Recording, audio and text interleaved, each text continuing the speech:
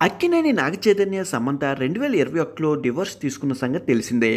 ప్రేమ పెళ్లి చేసుకున్న ఈ జంట వైవాహిక బంధం ఎక్కువ కాలం కొనసాగించలేకపోయారు.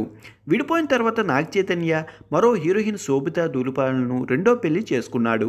అయితే హీరోయిన్ సమంత మాత్రం తన కెరియర్పై ఫోకస్ పెట్టారు. ఇలాంటి టైంలో తాజాగా సూరత్కు చెందిన నగల డిజైనర్ డువెడ్డు మెరూలియా సోషల్ మీడియాలో పోస్ట్ చేసిన వీడియో ఇప్పుడు తెగ వైరల్ అయిపోయింది.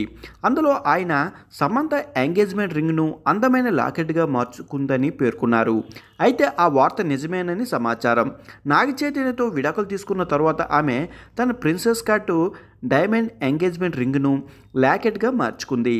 ఇలా ఇప్పటికే ఎంతోమంది సెలబ్రిటీలు చేశారని సదులు నగర వ్యాపారి వీడియో పోస్ట్ చేశారు. అంతేకాకుండా ఆమె ఏ సందర్భాల్లో ఆ లాకెట్ ధరించిందో కూడా వెల్లడించారు. విడాకుల తర్వాత ఎంగేజ్మెంట్ రింగ్ను తిరిగి ఏదో ఒక రకంగా ఉపయోగించడం అన్నది ఇప్పుడు ట్రెండ్గా మారింది. సమంతతో పాటు చాలామంది సెలబ్రిటీలు కూడా ఇలాగే చేశారని చెప్పుకొచ్చారు. 2024 అవార్డు వేడుకల్లో సమంత తన వెడ్డింగ్ గౌన్ను రీడిజైనింగ్ చేయించారు.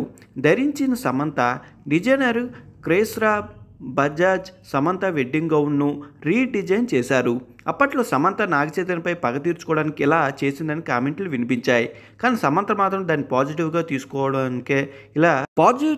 తీసుకోవడానికే ఈ గౌన్ను రీడిజైనింగ్ చేసినట్టు వెల్లడించారు.